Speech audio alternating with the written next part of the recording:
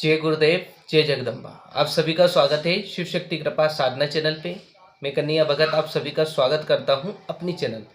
आज की वीडियो में आपको बता दूं कि जो लोग गुप्त नवरात्रि में कुल देवी की साधना करना चाहते हैं और अभी जो कुल देवी की सेवा कर रहे हैं उनके लिए अमावस के बाद गुप्त नवरात्रि तक में आप लोगों को किसी भी देवी देवता की सेवा नहीं दूंगा।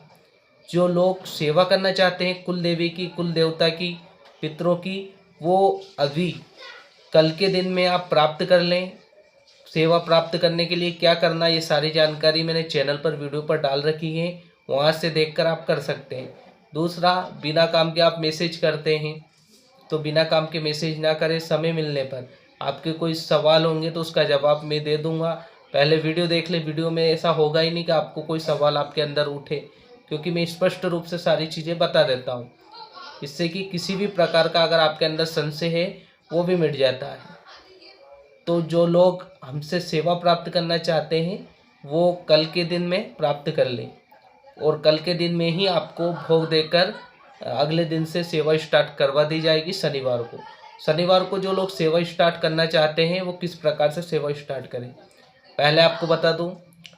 आप कुल देवी की सेवा अगर ले रहे हैं तो उसमें आपको किन किन नियमों का पालन करना होगा। सबसे पहले कुल देवी की सेवा करें, चाहे पितरों की सेवा करें, चाहे नगर खेड़ा देव की करें, चाहे इष्ट की सेवा करें, चाहे गुरु की सेवा करें, सेवा में सेम नियमों का पालन करना होता है। पहला नियम आपका ब्रह्मचर्य का पालन, भूमि शयन, एक समय भोजन, प्याज लहसुन नहीं खाना, ये आपको।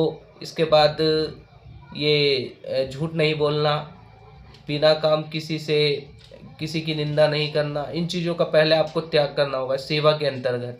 इसके बाद सफ़ेद चीज़ों का आपको त्याग करना है। अब सफ़ेद चीज़ में आप एक एक चीज़ ना पूछे कि क्या खाना है क्या नहीं खाना। सफ़ेद चीज़ के अंतर्गत मान लीजिए आपको मुख्य चीज़ें बता दूं, इसके अलावा आप और चीज़ें अगर आती हैं इनके अंतर्गत तो आप ले सकते हैं, पर मेन चीज़ आपको बता देता हूँ। दूध आपको नहीं लेना है, दही आपको नहीं लेना है, मई आपको नहीं लेना है, सफ़ेद मिठाई का सेवन, चावल आपको नहीं खाने हैं।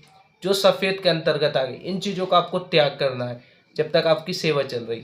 सेवा में आपको भूमि पर शयन करना है। आपको जिस कक्ष में आप जिस देवी कुल देवी की सेवा दे रहे हैं वहीं पर आपको शयन करना है। सेवा आपको दोनों समय देनी है। अपनी जो देवी है कुल देवी, उनकी कुल देवी के साथ एक दीपक जो है वो आपका अलग लगेगा अपने पितरों के लिए। एक दीपक जो है कुल देवी की सेवा आप कर रहे हैं, लेकिन एक दीपक आपका एक्स्ट्रा लगेगा अपने पितरों के लिए। तो जो भी लोग सेवा कर रहे हैं उनको मैंने सामग्री भी बता दी, सेवा में किन किन सामग्रियों का प्रयोग करना है। इसके बाद अगर आप कुल देवी की सेवा कर रहे हैं तो माता के लिए चुंदरी, सफ़ेद मिठाई, आप मिठाई चढ़ाकर उसको बांट सकते हैं किसी और को।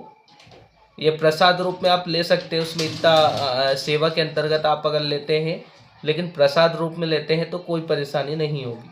किसी भी देवी देवता का प्रसाद आप ले सकते हैं। अगर सेवा भी कर रहे हैं तो उससे भी आपकी सेवा में कोई विघ्न नहीं आएगा, लेकिन उसको केवल आप प्रसाद के रूप में रखें तो ही आपके जो सेवा में किसी भी प्रकार का, अगर आप उसको अपनी मान लीजिए कि आप जैसे भोजन करते हो उसी प्रकार से अगर आप ले रहे हैं तो वो गलत है। तो इन चीज़ों का आप पहले ध्यान रखें। इसके साथ साथ आपको सूतक काल में किसी के घर नहीं जाना है, शमशान आदि में नहीं जाना है, छोर कर्म आदि में आपको बाल दाढ़ी इनका ध्यान रखना है। आप किसी भी देवता की सेवा कर रहे हैं तो इन नियमों का पालन करते हुए। तीसरा, जो आपको मैंने दान बताए हैं, जो लोग सेवा कर रहे हैं जो अच्छे अनुभव चाहते हैं तो ये जो दान मैंने आपको बताए हैं इन दान को भी निकालना स्टार्ट कर दें, यानी कि सेवा स्टार्ट कर दें। अब सेवा आपको कैसे, पहला जो दान आपको निकालना है, एक गाय के लिए निकालना है, एक कुत्ते के लिए निकालना है, एक चीड़ी के लिए, एक मछली के लिए। ये जो दान मैंने बताया हूँ जो सेवा हमसे ले रहे हैं। और एक गुरु का दान आप मेन जो तिथि दिवस आते हैं उनमें निकाल सकते हैं।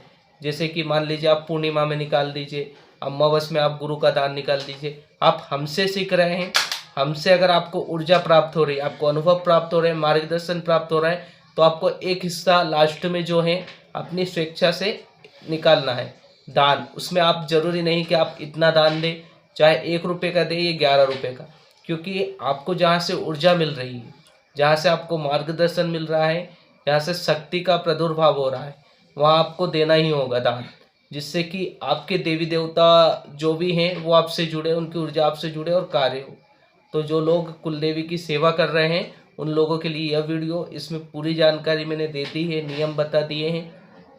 इन नियमों के साथ आप कुल देवी की सेवा करें। सेवा का जो प्रोसेस है उसके लिए मैं आपको अलग से विस्तार रूप से बता दूंगा कि आपको करना क्या है। नियम आपको बता दिए हैं, कौन सा मंत्र का जाप करना है या कौन से स्तोत्र का पाठ करना है कुल देवी की सेवा में, ये सारी जानकारी आपको विस्तार से दे दी जाएगी। तो जो लोग कुल देवी की सेवा करना साधना करना चाहते हैं वो पहले इस सेवा को संपन्न कर ले। सेवा जो आपकी रहेगी वो 21 दिवस की आपकी सेवा रहेगी। 21 दिवस में आपको सेवा में दोनों समय एक ही नियमों का पालन करना है। सुबह भी आपको जो आपकी कुल देवी है उनकी सेवा करनी है, शाम को भी आपको सेवा करनी है। दोनों समय आपको अपनी कुल देवी की सेवा करनी है। तो यह जानकारी जो कुल देवी की सेवा कर रहे हैं उनके लिए। बाकी अगर कुल देवी की सेवा संबंधित कोई प्रश्न है तो आप मुझे व्हाट्सएप के माध्यम से भेज सकते हैं, आपको जानकारी दे दी जाएगी। जय गुरुदेव, जय जगदम्बा।